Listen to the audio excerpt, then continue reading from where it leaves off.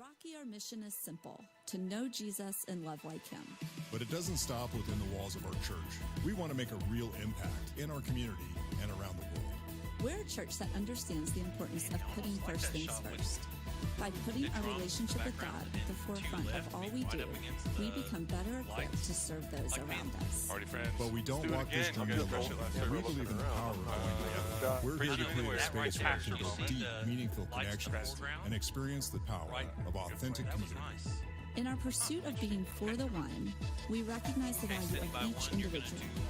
Every person has a unique story. Have a good second Our service, aim is everybody. to make the unseen feel seen and share Jesus' love with as many people as possible. It's our hope that you would encounter God in ways you've never imagined, grow in your faith, and most importantly, experience the overwhelming power of His love. We're so excited. Intro. Hey, good morning, Rocky. Come on and stand. We're going to worship our God. Hey, my name is Nate. If we haven't met, excited to worship with you. Come on. 1, 2, 3.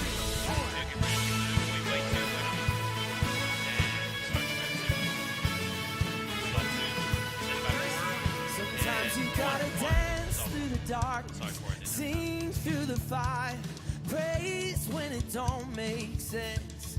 Sometimes you gotta stare down the giant, worship from the lion's den.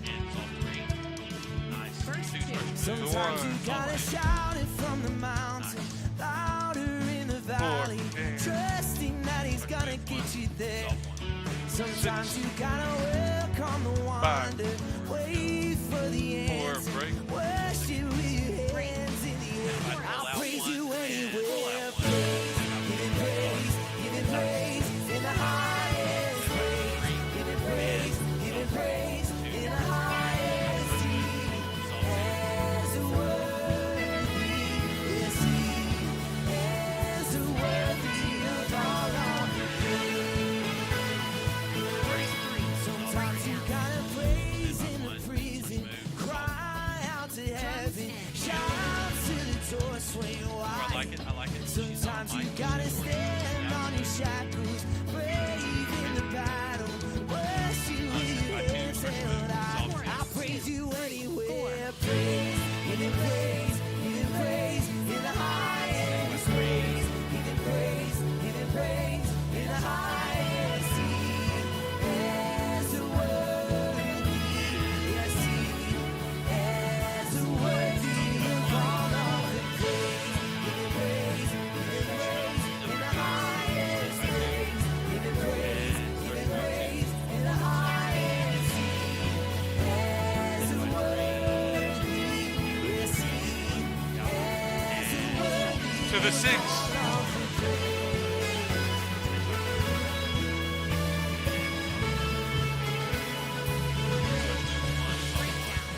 Faithful all my life, blessings day and night, countless reasons why I'll praise you anywhere. Every promise, goodness, every step, each and every breath. I'll praise you anywhere. Faithful all my life, blessings day and night, countless reasons why I'll praise you anywhere. Every promise, goodness, every step, each and every breath. I'll praise you anywhere. Praise, give him praise in the highest praise. Give him praise in the highest sea.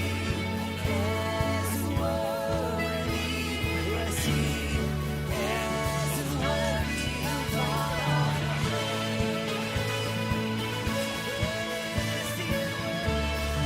Already halftime.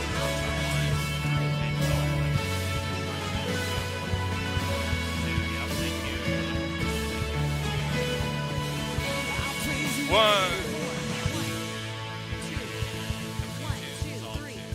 What's up, Rocky? How are we today? You guys doing good? I love it. Hey, it's so good to see all of you. I love that you're here with us. Love that we get to worship together. I want to let you know, last week was my last week leading worship. I'm fully stepping into my campus pastor role now. Thank you. I'm very excited about it. Very excited. Pump Nate's going to be with us for a few months, leading as we continue to search for our worship pastor who's going to be here. So you guys can be praying alongside us about that person and who that person is going to be. We know God's bringing us an awesome, awesome worship pastor. So keep praying about that. And hey, listen, if you're new here, I want you to know that I'm truly excited that you're here with us today. We want this place to feel like home to you. We want this place to be a community for you. And so if you're new, we want to connect with you. You can text New to Rocky. That's one word, New to Rocky, to 97000. We'll shoot you a text. We'll connect. You can ask us questions. We just want to get you plugged in here in the best way that we possibly can. So we're going to continue worshiping together. And as we do today, we're going to take communion, but we're going to take it individually. So you can take it over the next 2 songs as we continue to worship. Worship and communion is a part of worship. They're not separate things. It's something that goes together. So we're going to do this just over the next couple of songs. When you walked in, you grabbed a cup, has bread and juice in it. When you're ready, you can take those over the next 2 songs. If you didn't grab that cup, it's in the doors over there. Feel free to go grab one. It's right there in the entryway. And I'm going to read this scripture. This is in Mark chapter 13, and it says, "As they were eating, Jesus took some bread and blessed it. Then he broke it into pieces and gave it to the disciples, saying, 'Take this, for this is my body.' And he took a cup of wine and gave thanks to God for it. He gave it to them, and they all drank from it. And he said to them, 'This is my blood, which confirms the new covenant between God and his people. It's poured out as a sacrifice for many.'" So as we continue to worship, let's remember the sacrifice. Let's remember that we are the beneficiaries of that sacrifice today, and that we have life because Jesus is alive. Let's continue to worship. Let's keep singing together. 1, 2, chorus 1, 3, 4, 5, 6. Beautiful. Thank you guys. Great dreams. Again and again. So all that I have is a hallelujah. Andy, so you're gonna get Chorus about his 2, face, 3, focus 4, in, 5, just 6. hands I know on the it's guitar. not much. You can even pull it I'm and pull out nothing to else that fit shot for of his a face. king. But at the end of this, I'm gonna come right Except to for that. a heart Standing by 2, singing start your move 2, go. It's off 2. hallelujah. Hold that 3. 1, Hallelujah. 1, 2, 3, 4, 5, 6.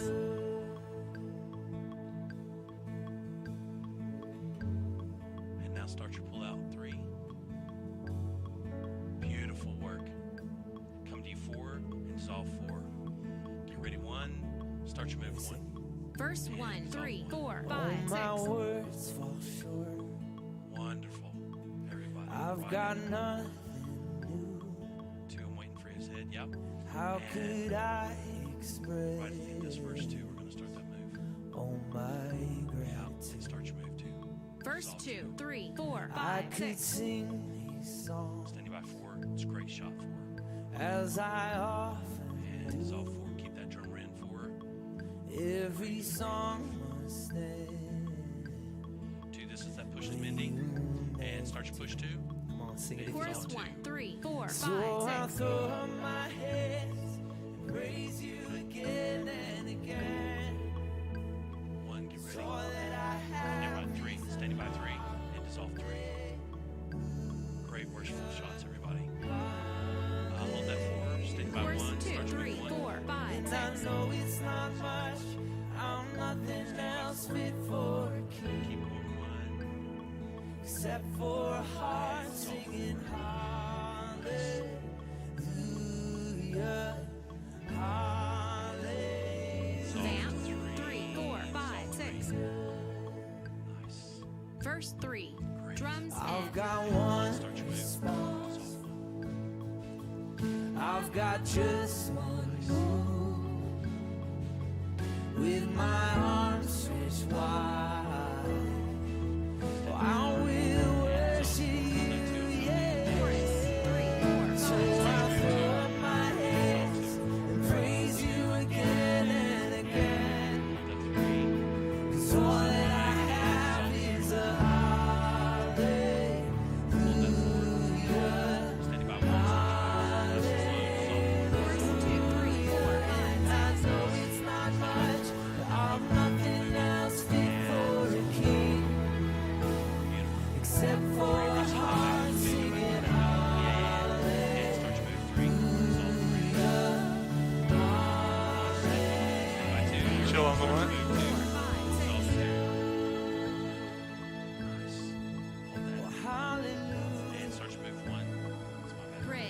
sing. 4, 5, 6. Come on, my soul.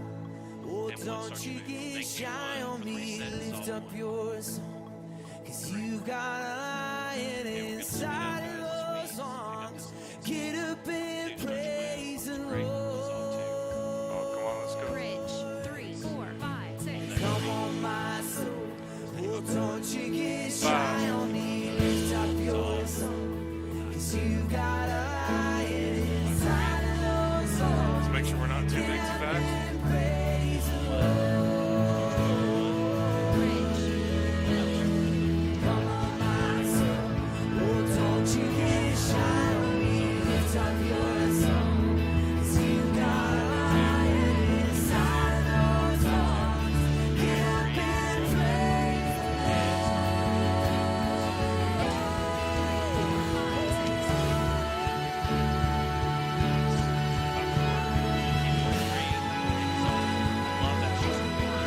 Come on.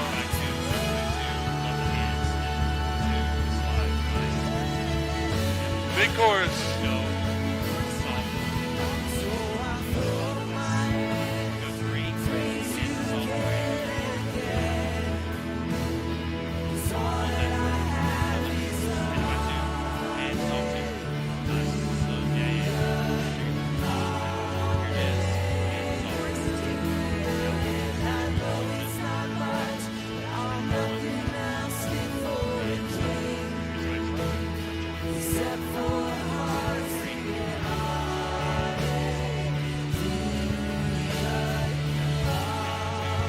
Here's the tags.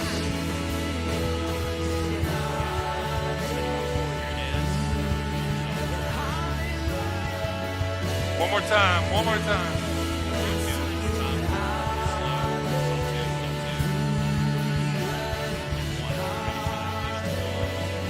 On the floor.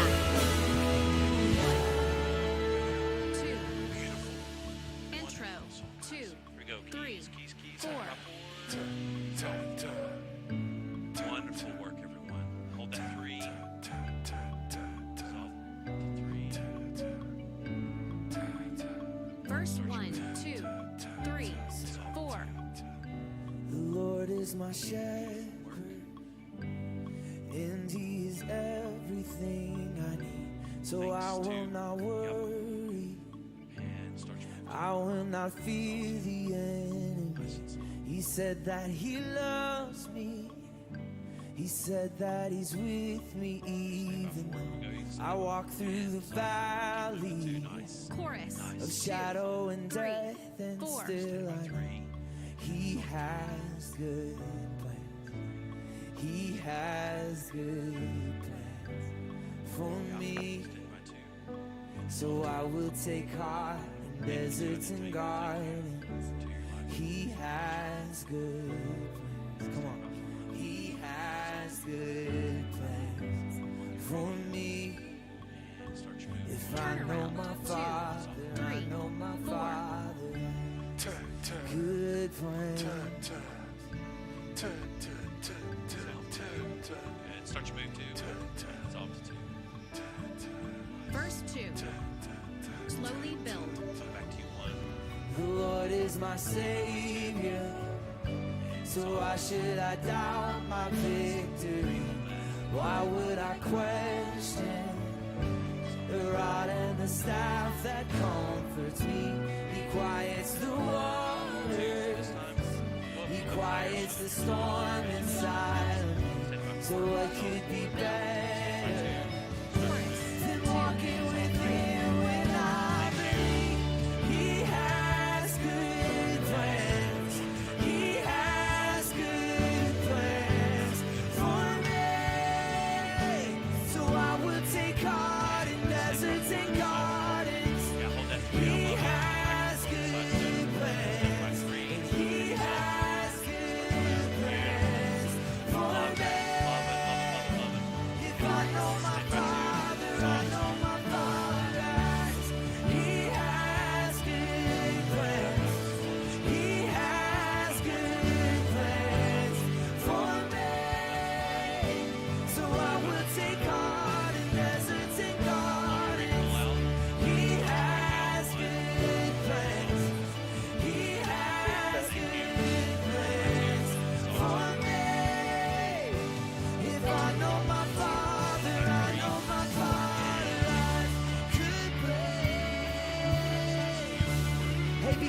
what Jesus did for us on the cross. It doesn't matter what you're walking through, what you're going through. We can enter his presence as confidence this morning. Come on, we sing. And surely your goodness and mercy will follow after me. So fear will not find me, 'cause I'll be dwelling in the house of God. Surely your goodness and mercy will follow after me. Fear will not find me, 'cause I'll be dwelling Here's to the six. in the house of God. Surely your goodness and mercy will follow after me. So fear will not find me, 'cause I'll be dwelling in the house of God. Surely your goodness and mercy will follow after me. To the seven. Four. 'Cause I'll be dwelling in the house of God. He has good plans. He has good plans for me. So I won't take on in deserts and gardens. He has good plans. He has good plans for me. If I know my Father, I know my Father has good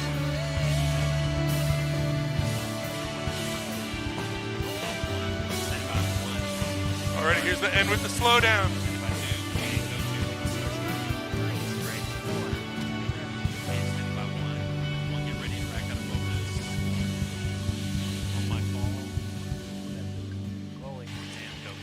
It's awesome. Good morning, morning. Go ahead and grab a seat. Both campuses, good to be together this morning on this Labor Day weekend. Always good to gather as the church. Before we jump into the message this morning, I got a video that I want to show you here in just a second. It has everything to do with groups and community, because we're going to be launching some groups here in a couple of weeks, but more info after the video. So go ahead, take a look at this.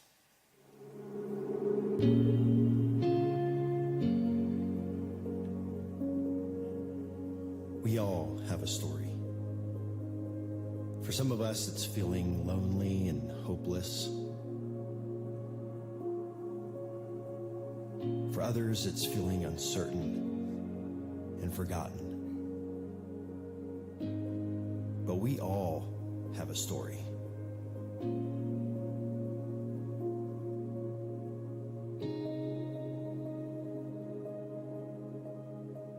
But as we journey together with others who are following Jesus, things begin to change. Wherever you're at in your story, you can find acceptance, hope, peace, and purpose in connection with God and His church. Everyone has a story, and yours isn't over yet.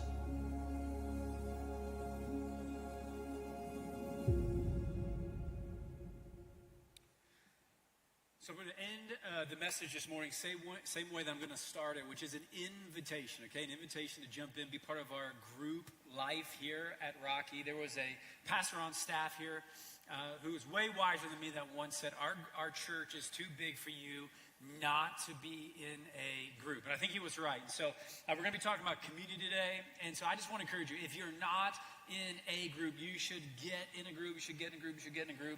And I'm gonna try to convince you over the next 30 minutes of why you should get in a group. So our groups team, both campuses, they got a table out there in the lobby. You can go stop by there, get some more info, sign up.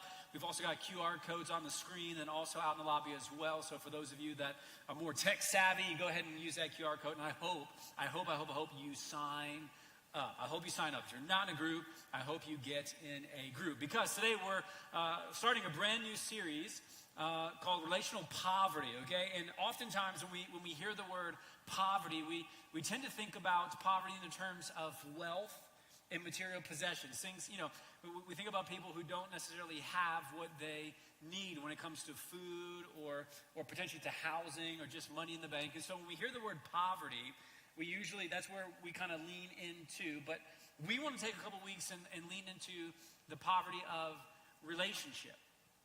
We want to look at the poverty of the relationships in your life. We want to pause for a couple of weeks and assess how we're doing relationally with one another and ultimately as a community, as a church. Because here's a very interesting thing, that you can just about get connected as easy as taking your phone out this morning and clicking a button, and you can be connected with somebody through social media, through texting. I mean, connection is there, and yet here's what we find in the context of the history of the world. We very well may be living in the most, isolated, lonely, culture ever, which is really fascinating. So many ways to connect, but unfortunately, relationally, we tend to find ourselves in poverty. Now, if you don't believe me this morning, just listen to what Mother Teresa said, okay? So you can believe her. She said this when it comes to this idea of poverty of relationship. She said, there are many in the world who are dying for a piece of bread, but there are many more dying for a little love. That's relationship. The poverty in the West, so talking about us, is a different kind of poverty. It is a poverty of loneliness, but also of spirituality. So relational poverty isn't about lacking, friends on social media. It's about lacking more of those in-depth, meaningful relationships with the people around us. In this series, here's what I think, okay? In this series, we're going to keep coming back to this truth that I think is good for us to be aware of, to think of, to even meditate on a little bit. And here's the truth this morning, that true wealth isn't found in the abundance of possessions, but in the riches of our relationships. So we're assessing, not how much money we have in the bank account this morning, but we're assessing the value, the wealth of our relationships. And so over the next couple of weeks, we're going to dive into this, what I think is really often overlooked form of poverty, because relational poverty is very real. If you're a parent in the room this morning, if you've got some middle school, high school kids, you know this conversation is very real. And for us as adults, it continues to be very real. George Gallup Jr., who runs this survey company, and they're always kind of running these surveys. I came across this survey that he looked at our country. And after the survey, this is one of the conclusions that he came to. He said this, that Americans are the loneliest people in the world. We're the loneliest people in the world. Now, do you know what year he did that survey? 1989. 35 years ago, there are already signs. Potentially, we are already incredibly lonely. And I would argue over the past 35 years, things have not gotten better. In fact, if you can go Google, you can research all of this. I'll just kind of bottom line some of the studies that I read about and some of the things that stood out to me. But I'm just telling you, we are losing the battle relationally. Nearly half of Americans have reported that they are sometimes or always feeling alone. On the daily basis, half of our country essentially says, most days I feel alone. Only half of Americans have meaningful in-person social interactions on a daily basis. That means half our country isn't even like talking to somebody face to face every single day. Half of our country doesn't even talk to people.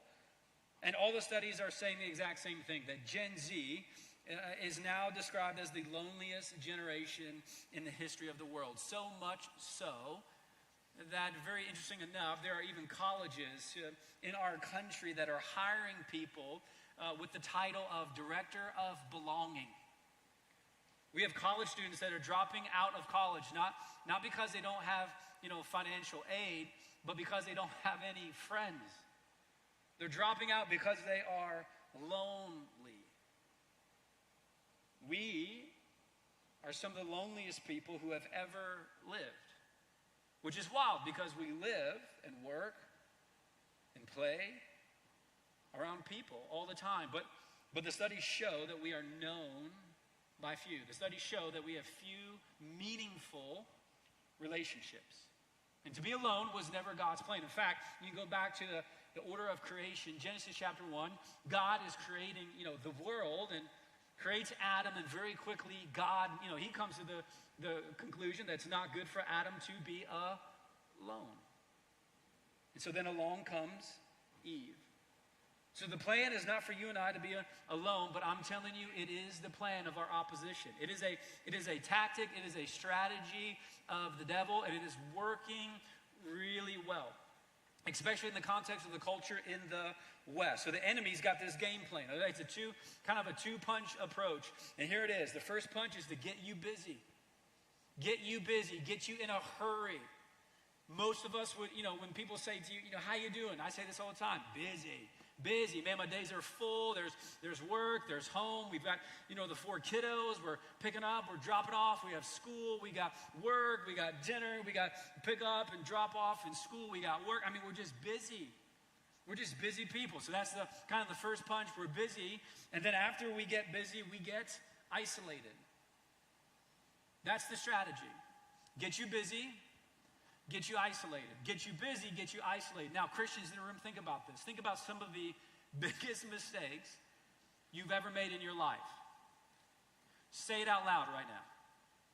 Nobody did. That's a joke. Okay, I'm glad you didn't do it. Okay. No. Think about this. Think about some of the biggest mistakes you've ever made in your life. My bet is, in the context of that story, whatever narrative you would tell about your mistakes, oftentimes what you find is when people make their biggest mistakes in life, usually they were busy and they were by themselves. You were busy. You were in a hurry. So you start cheating, you start cutting corners.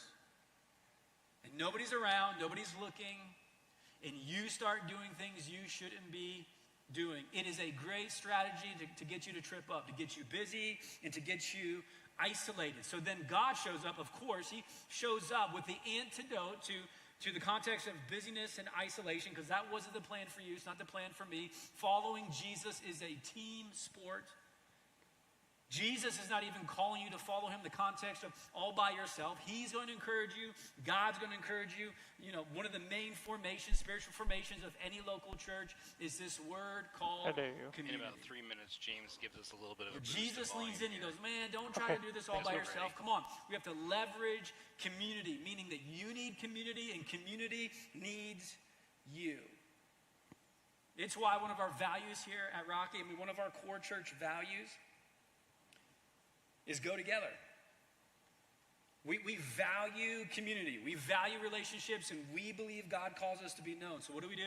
We choose. We make a commitment to community through groups. Again, because our church is too big for you not to be in a group. Now, not surprising that the Bible says a whole lot about community, but I want to take a couple minutes. I want to go back to the Old Testament. Ecclesiastes chapter 4. If you have your Bible, you can turn there. We have Solomon, who is claimed to be the wisest guy who ever lived, and he's kind of taking on the big topics of life. When we get to chapter 4, he takes on community. And oftentimes we read some of these verses at weddings, but we should be reading this far more. So Ecclesiastes chapter 4, starting in verse 7, here's what Solomon says. He says, I observed yet another example of something meaningless under the sun. This is the case of a man who is all alone, without a child or brother, yet who works hard to gain as much wealth as he can. But then he asks himself, here's the question, who am I working for? And why am I giving up so much pleasure now? It is also meaningless and depressing. You know what he's saying there? He's going, I witnessed a guy who invested in his, worldly wealth. He invested in the riches of life, and he was successful. I mean, he had the house, he had the car, he had the bank account. But Solomon goes, as I watched him, I realized that it seems like he has so much, but in the reality of life, he has so little. Because what is the point if you can't, enjoy it with other people? What's the point if you get to the mountaintop, but you're all by yourself? If you had to sum it up, essentially what he says is your bank account won't hug you back. You can invest in it and you can add to it, but it'll never hug you back. Relationally, it's still falls short. So Solomon says, look, in this life you got to be careful because you're going to want to spend all your time investing in, the worldly riches. And Solomon goes, you should be careful. You should also assess, you should also think about relationship. Because riches without relationship, woo. Solomon goes, it's meaningless. And then he keeps going, verse 9, he goes, look, 2 people are better than 1. 2 is better than 1, for they can help each other succeed. If one person falls, the other can reach out and help, but someone who falls alone is in real trouble. Likewise, 2 people lying close together can keep each other warm, but how can one be warm alone? A person standing can be attacked and defeated, but 2 can stand back to back and conquer. And this is the verse oftentimes we read at weddings. He goes, 3 are even better, for a triple braided cord is not easily broken. In the context of wedding, we have a husband, we have a wife, we have God. Solomon goes, come on, this isn't going to blow you away, but in the context of relationships, Solomon goes, look, 2 is better than 1. If you can have 3, 3 is better than 2. And 2 is better than 1. So I want to give you 3 quick things. Okay, here's the pitch for community. This is why I think you should be a part of a community. If you're part of our church, I hope you'll be a part of this local church community. Here's why. Here's the benefits of community. Number 1, first is this. Solomon says community picks you up when you fall. Community is there to pick you up when you fall. Verse 10, if one person falls, the other can reach out and help, but someone who falls alone is in real trouble. You ever seen the commercials? Remember the commercials back in the day? Help, I've fallen and I can't get up. There's a whole business strategy around that because if, people know if you're all by yourself and you fall and nobody else is there to help you up, you are significantly in trouble. So what do? You need a friend. You need some community. Now listen, there's all different ways that you can fall. None of you are going to make all the wisest choices this week. There's, morally you can fall, spiritually you can fall, physically you can fall. It all plays with the same kind of idea. If you're by yourself and you get tripped up and you fall and you potentially significantly hurt yourself, if nobody is there to help pick you up, what will happen? Solomon goes, look, 2, when it comes to falling in life, 2 is better than 1. Community picks you up when you fall. Here's the second thing. Community shields you from the elements. Look at verse 11 again. Likewise, 2 people lying close together can keep each other warm, but how can one be warm alone? Now, first service, I had a good make-out joke for married people in the room, and it bombed. It didn't go well. So I'm not going to do it, okay? But Solomon goes, look, you ever had a cold night? You ever been cold? Come on, these are the physical elements of life. You and I cannot control the weather. Solomon goes, those cold Palestinian nights, Solomon goes, here's a lesson I learned a long time ago, that when you snuggle up, with your significant other, you can warm each other up. No longer to be cold. And the reality of life is there are things that are out of your control. In the context of weather, I've heard it say this, that life is like either you're entering into a storm of life, or you're in the middle of a storm of life, or you're exiting a storm of life. There's so many things out of your control, and community can't keep those things from happening, but community can be there in the midst of it. The idea is when you're out in the midst of weather and there's a thunderstorm or a blizzard, it's that moment you walk into your house and the storm is still happening, but now you're protected from the rain that is dropping or the hail that's dropping or the lightning that's happening. In the same way, in the context of community, Solomon goes, look, you know what community does? It shields you from the harshness, from the unfairness, from the uncontrollable things of life. I see this play out all the time. As a pastor, a lot of times, we are making phone calls to people that are finding themselves in very difficult situations. Just lost a job, just lost a loved one, a marriage that's in trouble. Storms are happening. And we make the phone call, and I'm just telling you, this goes 2 different ways. People that are in community and people who aren't. And we call those people that find themselves in the midst of the storm who are not in community. Oftentimes the conversation has a vibe of, how come you didn't call sooner? How come you didn't call me sooner? How come you're not here right now? And what I want to say and I don't say is, hey, we're a fairly large church, and I'm just going to be honest, I just heard about it today. Contrary to what you might think, I'm not scrolling through Facebook all day just looking for storms in your life. Sometimes it takes some time to get to some of the pastors on our staff because we aren't in your circle. But here's what you find. Often that person who has that response is not in community. Really what they're saying is nobody is here for me. To which I want to say, well, yes, because you're not in community.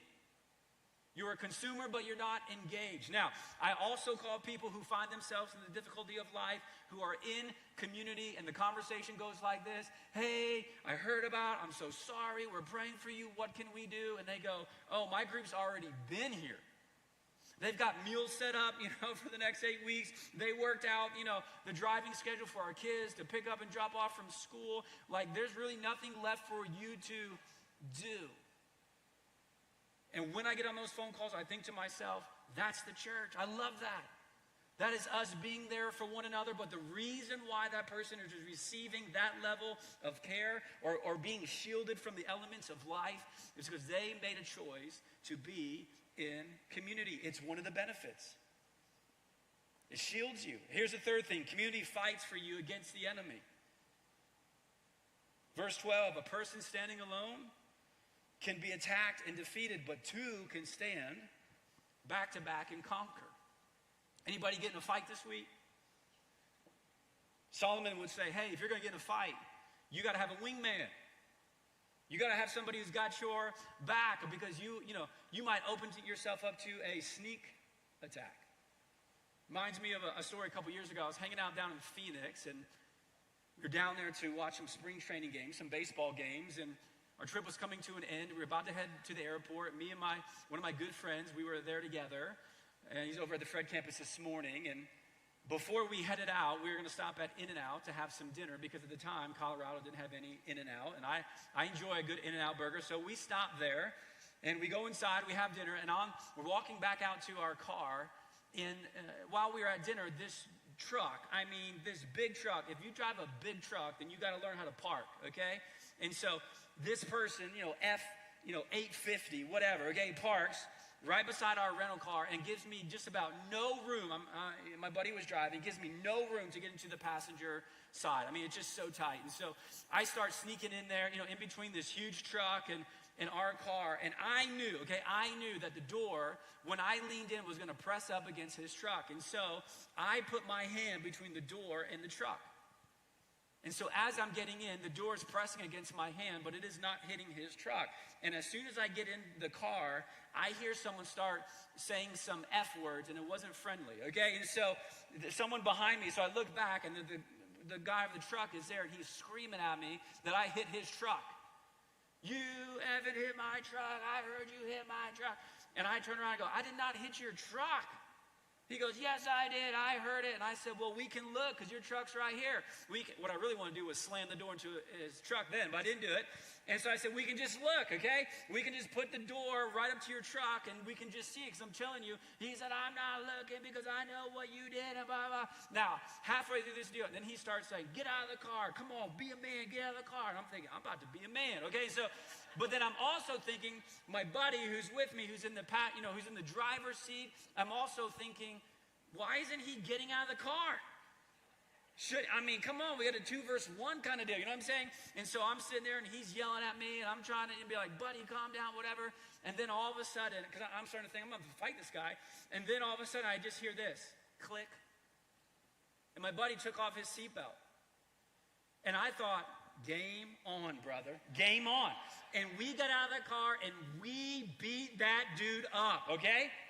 No, we didn't. We drove away as quickly as we could, okay? We got away from that guy. But here's the idea, okay? In the moment, when you're in your fight, there is something that just emboldens you that goes, you got a brother with you. You got somebody who's got your back. Solomon goes, look, it may not be a fair fight, but if you're going to get a fight, the enemy's coming towards you, and you need someone to get your back, 2 is better than 1. Having a brother there, having a sister there with you, it's going to be better in the context of a confrontation with the enemy who's looking to take you down. It helps you when you get in, fights with the enemy. It shields you from the elements. Community, it helps you up when you fall. So how do you build community? This is a big question. How do you build community? Because here's what's happening in our culture. Either we don't know how, or we just don't want to. All the numbers, all the studies are showing it. Either we don't know how, or we don't want to. Or maybe we knew how, but we just forgot and we're just cutting corners. But all the numbers are saying the same thing. We aren't naturally building community. It's not happening in our culture. So we got to go back and go, okay, well, how do we build community? And what I'm about to give you, this blueprint, I stole from Alan Algrim, who is the founding pastor of our church, lead pastor for 29 years. He wrote a book called Soul Strength, and it's in the context of forming community, a transformational community. I think he's got some of the best stuff on it. You can get his book. So I just took this from him so I would sound smart to you. Okay, so here's what he says. Here's the 3 keys to building community. I've said this over and over again to so many people over the last 6 years, but here's how you do it, okay? Community happens on purpose. It happens on purpose. The good things in life almost always come on purpose. No one has gotten into shape by watching other people exercise. No. You gotta get in shape on purpose. You just can't watch it. You can't observe it. There's some things that you have to do on purpose. You want a healthy, marriage relationship, that'll happen on purpose. You'll never just end up in the right community. In fact, if you do nothing and you just watch from the sideline, you actually, not even staying still, you're actually falling away from community. Now, Paul leans in because this is where, this is the excuse I hear all the time. Hey, you in a group, I'm not in a group. Are you serving? I'm not serving. Why are you doing these things? I'm too busy. Man. I got so much going on every night of the week. We got sports and, food and, work. I'm just too busy. Then Ephesians 5, Paul leans in the context of busyness, and he says this, look carefully then how you walk. Be careful how you live. Not as unwise, but as wise. Making the best use of the time. Your time. Making the best use of your days because the days are evil. Making the best use of the time. And here's what's interesting. We all have the same amount of it today and this week.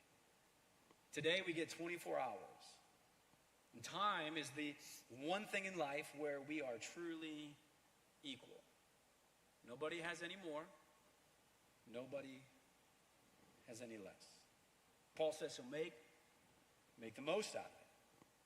And yet, in the context of community, there are so many people saying, I don't have time. I don't have time for one more thing this week. Matt, come on, I don't have time. I got the work and school, we got the sports, and we've got, the house up in the mountains, and then there's college football, Come on, I just don't have time.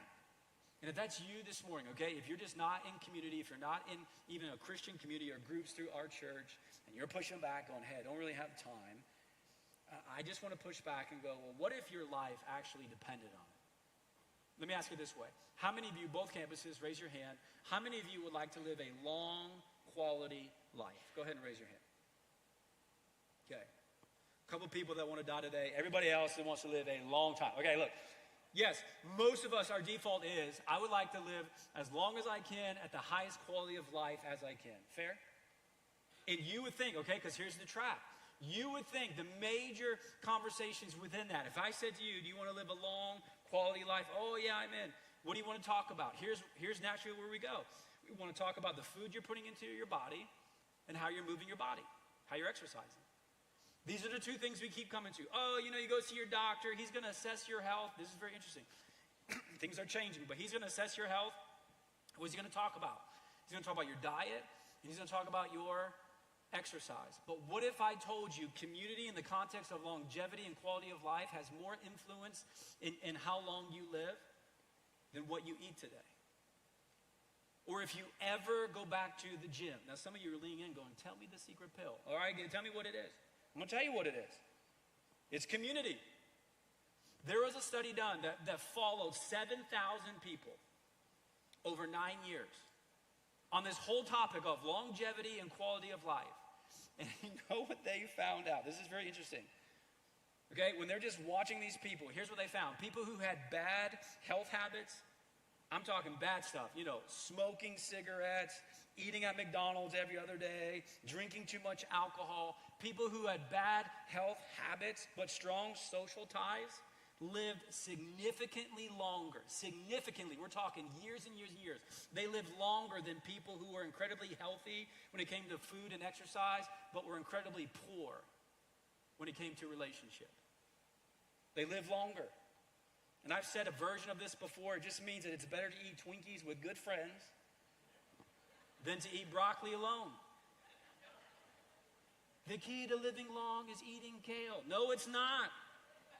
No, it's not. You can exercise, I'm just telling you, you can have the best diet in the world, but if you are poor in relationship, the studies keep proving it to be true, you will die younger.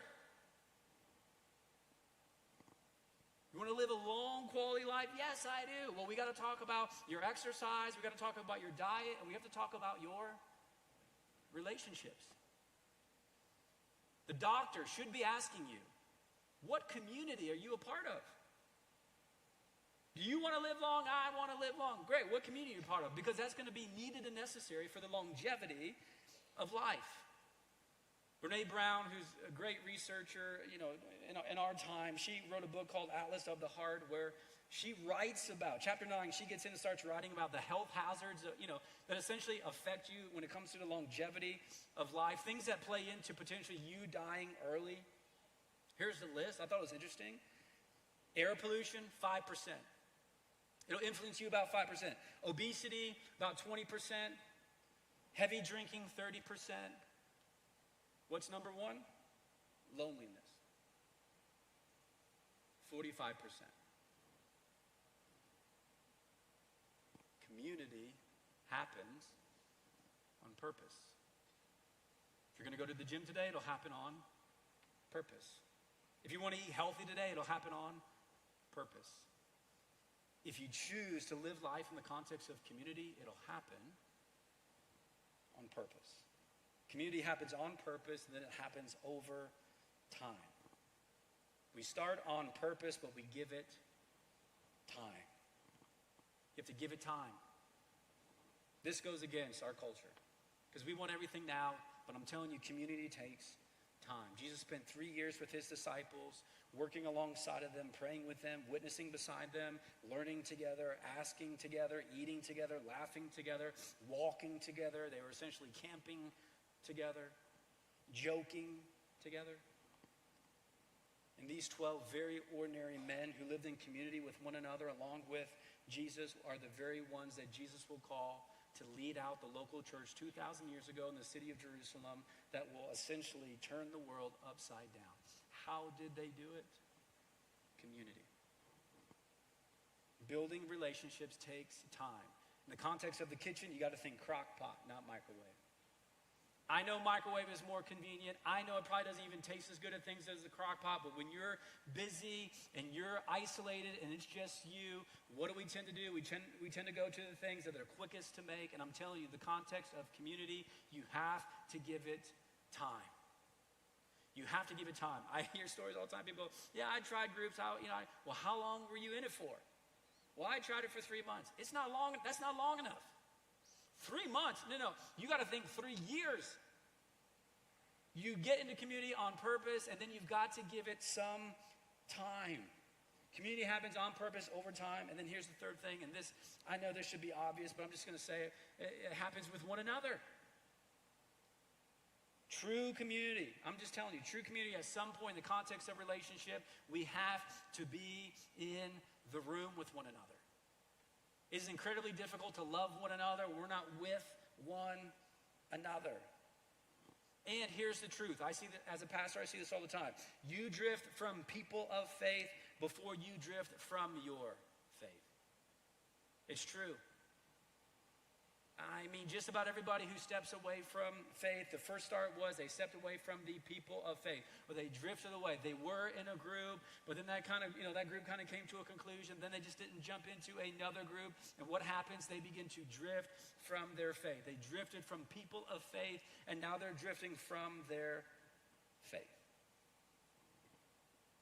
And I know there's people that are always going to push back. It's not that big a deal. Come on, we got our own community. We got this, we got that. But you have to be honest with yourself. You should assess the relational poverty in your life. What level of community do you find yourself in? And I'm just going to say this. I value Sunday morning gathering. You should be here. If you can be here, you should be here. I think you should be in the room and you should be here. But a lot of what's happening, in a large group gathering like this is just a lot of kind of consuming, and consuming content is not community.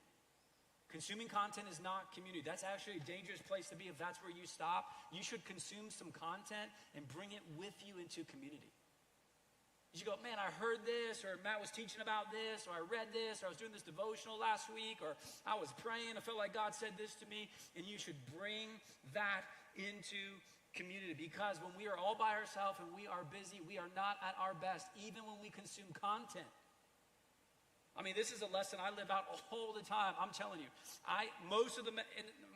just about all the messages that I teach, if you're ever like, man, that was really good, how did he come up with that? I probably didn't. I mean, I write up my messages, and we have a team here that I send my messages out to. We have some incredible writers on our team, and people that can just craft up great bottom lines, and people who can be honest with me, because I'm like, this is awesome. And they're like, that's horrible, dude. Don't say that. I'm like, what? And so, just so many people, because here's what I know, that 2 is better than 1. And 3 is better than 2. And when we choose to do life, and we choose to slow down and get to know other people and allow other people to get to know us, good things happen. In fact, in the context of your own spiritual formation, community is where God does some of his best work. Because it's the people who care about us and love us the most that get access to maybe the very thing that you need to hear. It's where we get our correction. It's where we are reminded of our value and self-worth. It's where when you get a phone call this week that's unexpected and you feel like you're falling, somebody's there is to pick you up and to go, look, I got this. I'll take care of this. I'm going to do my best to shield you from this. What enemy do you feel like you have approaching in your life? Man, I got your back. You don't have to battle this all by yourself. And the reason why is because we're in community. And this is what community does. For all the ways you can invest your time this week, can I just remind you of this truth? I said a version of this a couple weeks ago, but can I just remind you of this? Alan Algrim said this to me 6 years ago. I wrote it down, and I keep reminding myself this over and over again, because me, just like you, am very busy. And people and relationships and community takes time. And more times than not, there's always, that little something in your voice that goes, you're too busy for this. Come on. Just get out of it. Just cancel it. Alan Algrim said this to me 6 years ago. Matt, your life will never be richer than your relationships. Matt, do not fall into the trap as a pastor in a local church. You're too busy for people. Your life will never be richer than your relationships. I get it. People are messy. I get it. You're busy. But following Jesus is a team sport. And here's what I know, that there will be a day coming that your life will be far better if you are in community. We're going to be launching groups September 15th. If you're not in a group, you should get in one. You should get in one on purpose. And show up with all your doubt and all your questions, and for the introverts, all your fears. You should show up. And you should give it some time. And you just might find out 3 months from now, 5 months from now, 6 months from now, 2 years from now, you just might find that on September 15th, you won't know it yet, but you might just be sitting across from somebody who's going to be there to pick you up. You might be sitting across from somebody who's going to shield you from the difficulty and unfairness of life. You just might be sitting across from somebody who's going to be your best wingman. That when the opposition shows up, when the bullies show up, when the world shows up and tells you who they think you are, it'll be that person who's going to get your back. Because that's what community does. And if you don't have that, our church, our leadership, me, I want you to have it so bad. But it only happens on purpose, over time, with people. Let me pray for you. Father, this morning, would you help us as a church to not just be consumers, but to engage, to be willing to slow down, and to spend time with people, to get to know others and to allow others to get to know us. Knowing that when we do, good things happen. We are better off, practically, spiritually, emotionally, when we choose to do life with others. So help us to avoid the trap and the pitfalls of loneliness and isolation. That was not your plan. And you have given us a way out. You've shown us a different way. But it is a choice.